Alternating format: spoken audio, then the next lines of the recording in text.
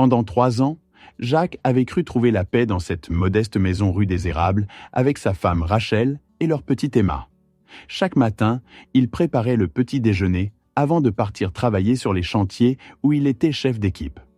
La vie n'était pas parfaite, mais elle lui appartenait. Ce qu'il ignorait, c'est que sa belle-mère Patricia racontait au quartier que la maison appartenait à sa fille, que Jacques y vivait comme un profiteur. Ce mardi après-midi, alors que Rachel faisait les courses et que Jacques rentrait plus tôt du travail, Patricia révélerait un tissu de mensonges qui détruirait tout. Jacques se gara à 14 heures, épuisé. Le chantier avait fermé tôt. Il entendit alors la voix de Patricia depuis l'intérieur, parlant au téléphone. « Oui, j'ai besoin de la police immédiatement », disait Patricia. « Un homme essaie d'entrer par effraction dans la maison de ma fille. Il a l'air dangereux. » Jacques resta figé. Sa belle-mère appelait les flics sur lui dans sa propre maison. Il entra dans la cuisine. Patricia se retourna brusquement. « L'intrus vient d'entrer », dit-elle au téléphone. « Il est là maintenant. »« Patricia, qu'est-ce que tu fais ? C'est ma maison. »« Ta maison ?» Patricia rit amèrement. « Cette maison appartient à ma fille. Tu ne possèdes rien, Jacques. J'ai acheté cette maison 2 ans avant de rencontrer Rachel. Mon nom est sur l'acte. » Menteur. Rachel m'a tout raconté. Elle te fait vivre pendant que tu joues au chef de chantier. Jacques sortit son téléphone. « J'appelle Rachel. » La sonnerie retentit.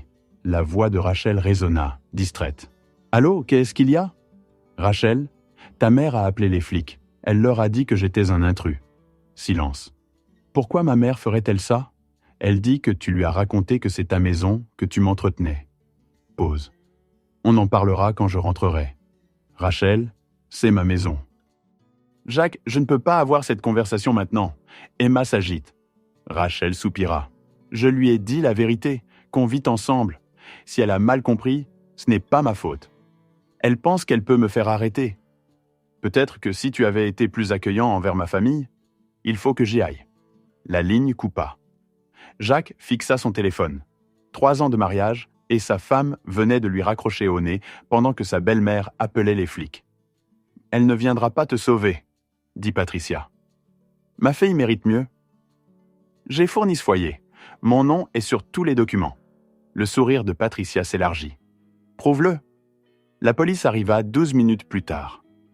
Patricia se précipita pour ouvrir. « Dieu merci, vous êtes là. Cet homme s'est introduit dans la maison de ma fille. »« Monsieur, vous habitez ici ?» demanda l'agent plus âgé. « Oui, c'est ma maison. »« Il ment, » coupa Patricia. « Ma fille possède cette maison. »« Madame, pouvez-vous le prouver ? » « Elle a des papiers, je les ai vus. »« Et vous, monsieur ? » ?»« Tous mes documents sont à l'étage.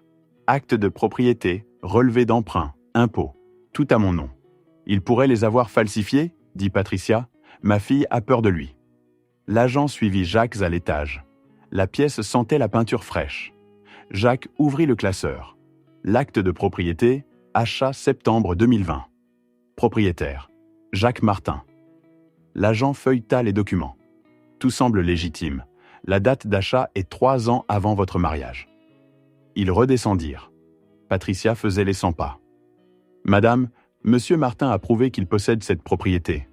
Avez-vous des documents ? » Ma fille me l'a dit. « Ce n'est pas un document, c'est du oui-dire. » Elle ne me mentirait pas. Madame, faire un faux rapport est une infraction grave. Monsieur, voulez-vous porter plainte ? Jacques regarda Patricia. Sous la colère, il vit de la confusion. Comme si elle croyait vraiment ce qu'elle disait. « Non, c'est la mère de ma femme. » L'agent tendit une carte à Jacques. « Si vous avez d'autres problèmes, appelez-nous. Et vous devriez parler sérieusement avec votre femme. » Après leur départ, Patricia croisa les bras.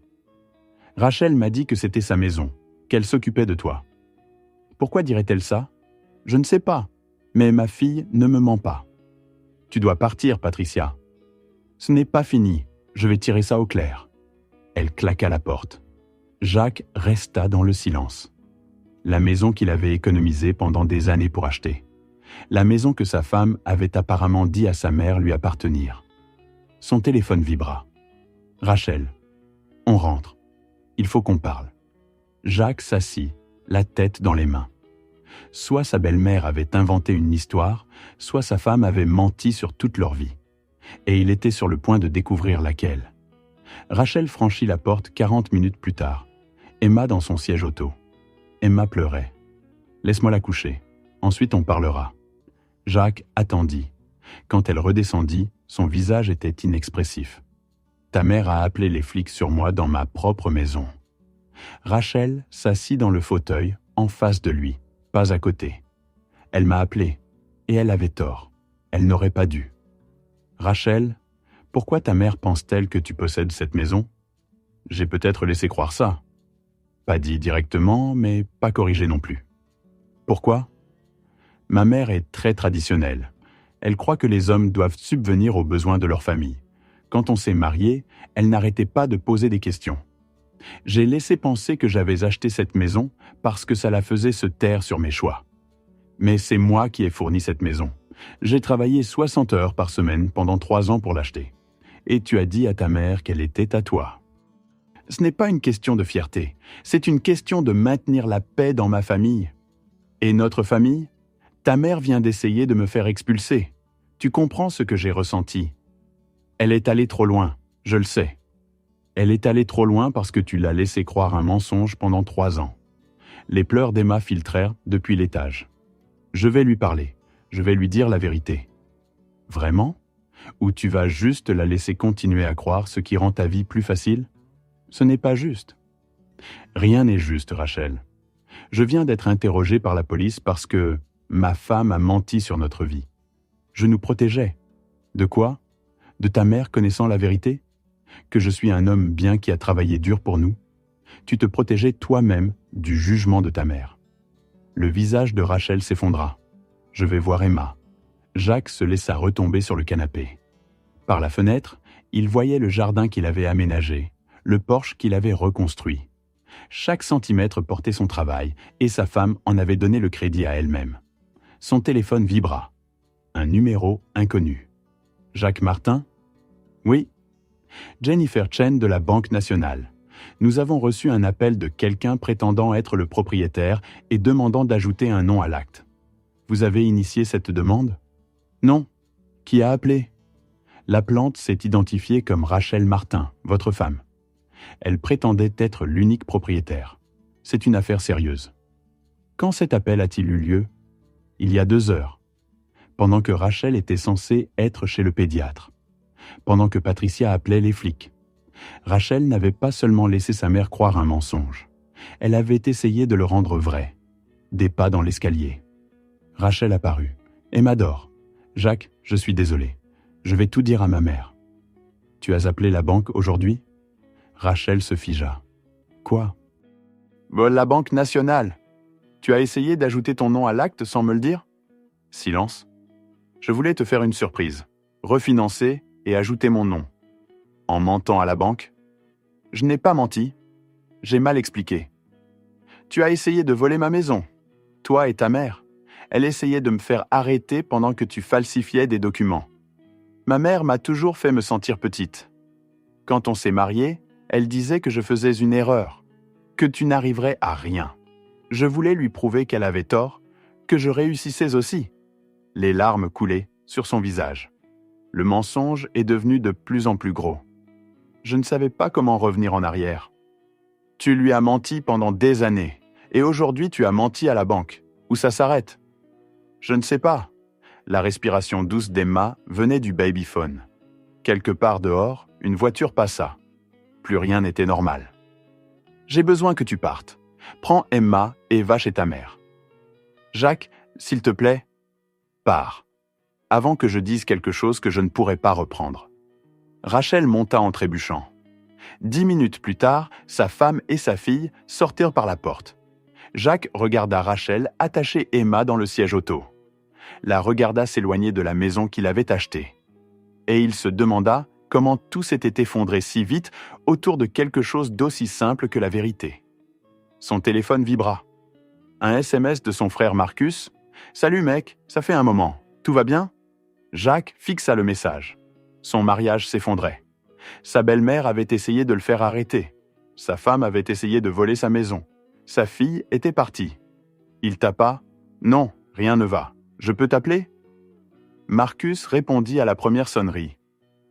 Qu'est-ce qui s'est passé ? Jacques lui raconta tout. Marcus écouta sans l'interrompre.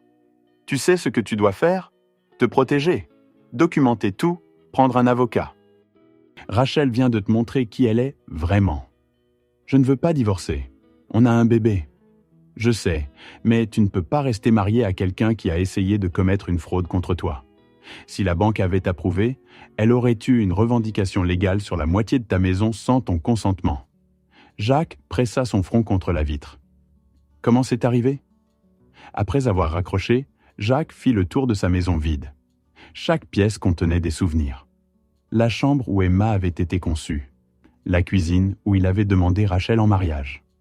La salle de bain où Rachel lui avait annoncé qu'elle était enceinte. Est-ce que quelque chose avait été réel ? Son téléphone sonna. Rachel. Allô ? Jacques ? Ma mère m'a mise dehors. Quoi ? Je lui ai dit la vérité sur la maison. Surtout. Elle a dit que j'étais une menteuse et une déception. Elle m'a dit de partir. Jacques ressentait seulement de la fatigue. Où es-tu ?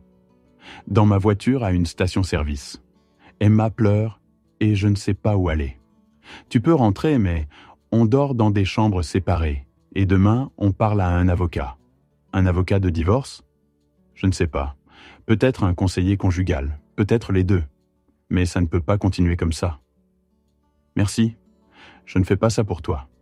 Je le fais pour Emma. Je sais. La porte s'ouvrit 20 minutes plus tard. Rachel entra avec Emma qui pleurait. Jacques prit sa fille et la serra fort. « Je vais dormir dans la chambre d'amis, » dit Rachel. Jacques porta Emma à l'étage, la berça jusqu'à ce qu'elle se calme. Quand il la mit dans son berceau, elle attrapa son doigt. « Je vais arranger ça, » murmura-t-il. « Je vais faire en sorte que tu grandisses dans une maison où les gens disent la vérité. » Au bout du couloir, il entendait Rachel pleurer. Une partie de lui voulait la réconforter. Mais une plus grande partie savait que ce réconfort serait aussi un mensonge. En ce moment, il ne faisait pas confiance à sa femme. Et un mariage sans confiance n'était que deux étrangers partageant un espace. Jacques s'allongea dans sa chambre vide. Les draps sentaient le shampoing de Rachel. Demain, il ferait face aux avocats, aux conseillers, aux conversations difficiles. Demain, il déciderait si leur mariage pouvait survivre. Mais ce soir, Jacques ferma les yeux et essaya de se rappeler ce que ça faisait quand il croyait en la femme qui dormait au bout du couloir. Et dehors, la maison se tenait solide et forte. Sa maison. Celle que personne ne pouvait lui prendre, peu importe les mensonges. Au moins, il avait encore ça. Rachel apparut à 6 heures le lendemain matin. Jacques était déjà réveillé depuis des heures. Emma est réveillée, je l'ai nourrie. D'accord. Jacques, on peut parler ? Rachel s'assit au bord du lit, gardant une distance. Ses yeux étaient rouges. Ma mère a contrôlé toute ma vie. Quand je lui ai dit que je t'épousais, elle a dit que je gâchais ma vie, que tu ne réussirais jamais. Donc tu as passé 3 ans à lui prouver qu'elle avait raison ? Non, j'essayais de lui montrer que je pouvais réussir. Je sais que c'était mal, mais j'essayais de maintenir une relation avec ma mère tout en défendant mon choix de t'épouser. En me faisant passer pour un loser. Elle était censée penser que j'étais intelligente, capable. Jacques ressentit un éclair de sympathie, enterré sous la trahison. Rachel, tu n'as pas juste menti à elle. Tu as essayé d'ajouter ton nom à ma maison sans que je le sache. Je sais, j'avais peur. Peur que tu me quittes. Que ma mère ait raison surtout. Quand elle insistait que la maison était à moi, une partie de moi a commencé à croire qu'elle devrait l'être. On est mariés depuis 3 ans. Si tu voulais ton nom sur la maison, tu aurais pu me le demander. Tu aurais dit oui ? Peut-être. Probablement. Mais maintenant, je ne le saurai jamais parce que tu as juste essayé de la prendre. Les babillages d'Emma venaient du moniteur. Alors que se passe-t-il maintenant ? On doit parler à quelqu'un. Un conseiller au minimum, peut-être un avocat. Je ne veux pas divorcer. Moi non plus. Mais je ne sais pas si je peux encore te faire confiance. Chaque fois que tu es sur ton téléphone, je vais me demander si tu rappelles la banque. Ce n'est pas un mariage, Rachel. C'est une prison. Rachel se leva brusquement. Je vais arranger ça. Ta mère connaît déjà la vérité et elle t'a mise dehors. Je vais la faire s'excuser. Je ne veux pas de ces excuses. Je veux comprendre pourquoi ma femme est devenue quelqu'un que je ne reconnais pas. Le visage de Rachel s'effondra. Ils prirent rendez-vous avec Dr Sarah Martinez, une conseillère conjugale d'une 50aine d'années aux yeux bienveillants. « Dites-moi ce qui vous amène ici ?» Ils expliquèrent tour à tour. Rachel mettait l'accent sur le contrôle de sa mère. Jacques se concentrait sur les mensonges et la fraude. « Rachel, vous comprenez que ce que vous avez fait est une forme d'abus financier ?» Le visage de Rachel pâlit. « Je n'essayais pas de l'abuser. » L'intention ne change pas l'impact. Vous avez tenté de prendre le contrôle d'un bien sans la connaissance de votre partenaire. C'est de l'abus financier. Dr Martinez se tourna vers Jacques. La question est de savoir si vous voulez réparer ce mariage ou y mettre fin. Je veux le réparer, dit rapidement Rachel. Je ferai n'importe quoi. Jacques pensa à Emma, grandissant dans un foyer brisé. Il pensa aussi à rester éveillé la nuit, se demandant quand viendrait la prochaine trahison. Je ne sais pas. Une partie de moi veut arranger ça, mais une partie pense que c'est déjà trop cassé. Dr Martinez hocha la tête. C'est honnête.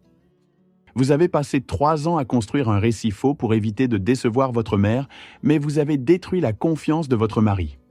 Ça prend des années de comportement cohérent et transparent. Je peux faire ça, dit Rachel. Le pouvez-vous ? Pouvez-vous poser des limites avec votre mère ? Pouvez-vous choisir votre mari plutôt que son approbation ? Parce qu'à moins que vous ne le fassiez, ce schéma continuera. Je ne sais pas comment poser des limites avec elle. Alors vous n'avez pas encore les outils pour sauver ce mariage ? Et Jacques, vous devez décider si vous êtes prêt à attendre pendant que Rachel apprend ses outils.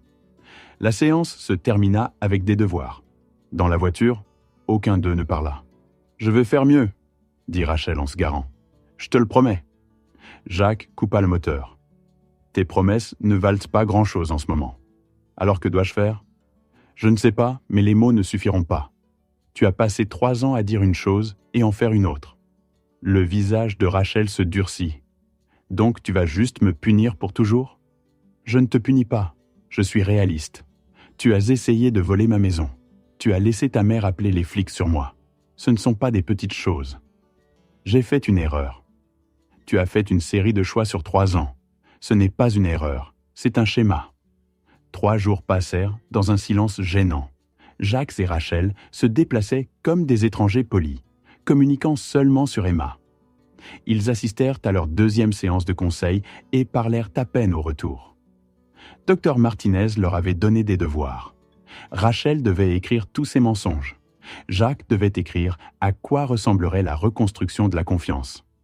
Le 4e soir, Jacques trouva Rachel à la table de la cuisine avec des papiers étalés. « Qu'est-ce que c'est ?»« Mes devoirs. Chaque mensonge écrit. » Jacques s'assit. La liste faisait 3 pages. Elle commençait par « Dis à maman que j'avais acheté la maison » et continuait à travers des dizaines de petits mensonges. Conversation où elle avait induit en erreur. Discussion financière où elle avait exagéré ses contributions. Au bas de la dernière page, j'ai menti parce que c'était plus facile que d'être moi-même. J'ai menti parce que j'avais peur. J'ai menti parce que je ne pensais pas être assez. Jacques lut la liste 2 fois. Ensemble, elles peignaient un mariage construit sur du sable. Ça a dû être difficile à écrire. Ça l'était. En voyant tout écrit, je réalise combien je t'ai blessé. Les mains de Rachel tremblaient. Je ne sais pas comment tu pourras me pardonner. Je ne sais pas non plus, mais c'est un début. Rachel leva les yeux. Vraiment ? C'est un début, ce n'est pas le pardon, mais c'est une reconnaissance. Ils restèrent assis en silence. Emma était au lit. J'ai réfléchi, dit Rachel prudemment. J'ai cherché une thérapie, individuelle, pas juste le conseil de couple, pour travailler sur pourquoi je laisse ma mère me contrôler. Pourquoi je pensais que mentir était mieux que me défendre. Jacques sentit quelque chose se détendre. Pas le pardon, mais peut-être une possibilité. C'est bien, c'est vraiment bien. Je vais aussi écrire une lettre à ma mère.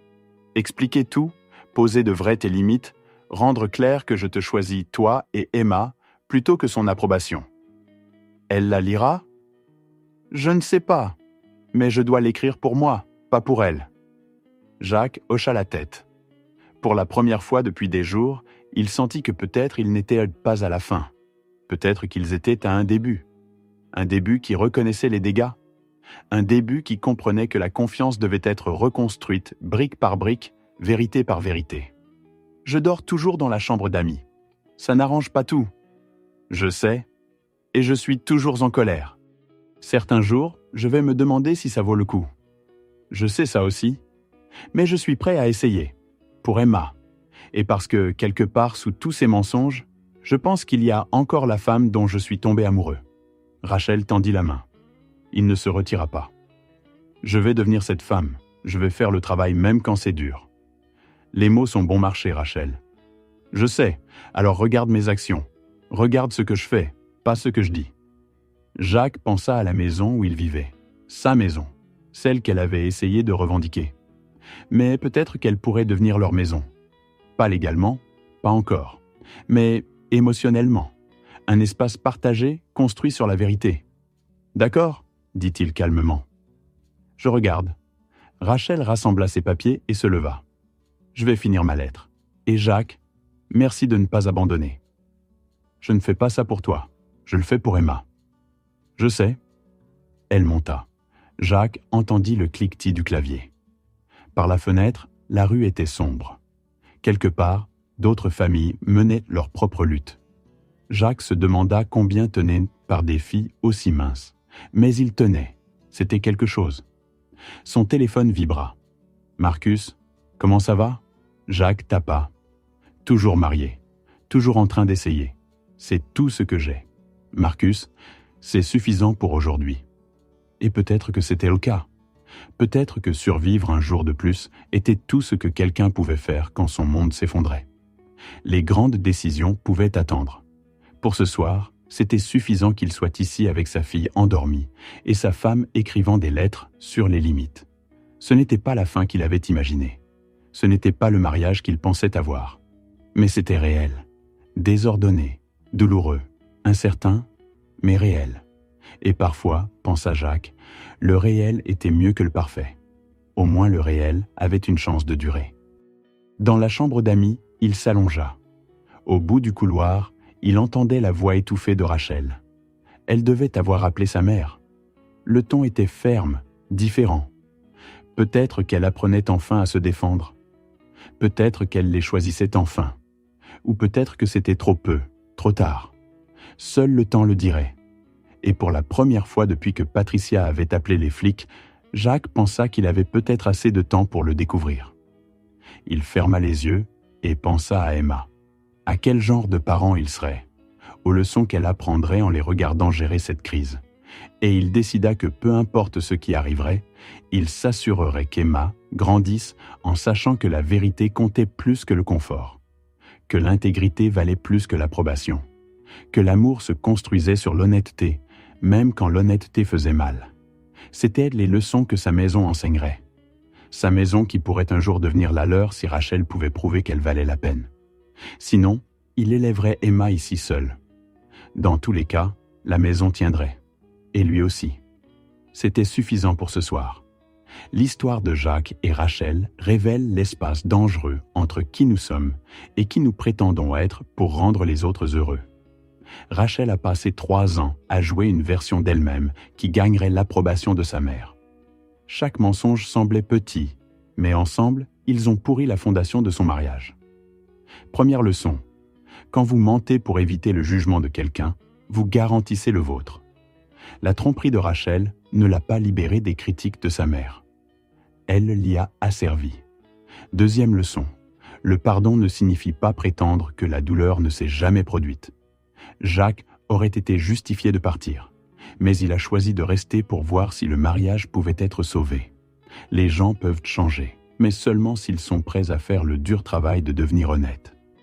Troisième leçon, Patricia représente la voix toxique qui nous dit que nous ne sommes pas assez. Certaines personnes ne vous donneront jamais l'approbation que vous recherchez. Détruire votre vie en essayant de la gagner est le plus grand gaspillage de votre potentiel. Quatrième leçon, quand Rachel a essayé de revendiquer la maison de Jacques, elle effaçait son accomplissement, son sacrifice, sa valeur. Les relations exigent de respecter ce que chaque personne apporte. Le vrai partenariat signifie célébrer les contributions de l'autre, pas les voler. Leçon finale. Emma grandira en regardant ses parents choisir la vérité plutôt que le confort. Vos enfants apprennent à quoi ressemble l'amour en regardant comment vous aimez. Ils apprennent si l'honnêteté compte en regardant ce que vous faites quand la vérité coûte cher. En fin de compte, cette histoire nous enseigne que la personne que vous prétendez être pour gagner l'approbation finira par détruire la personne que vous êtes. Que les mensonges se composent comme des intérêts. Que la confiance se construit en centimètres et se détruit en instants, mais peut être reconstruite si les deux personnes s'engagent dans le travail douloureux de la vérité. La maison tient toujours.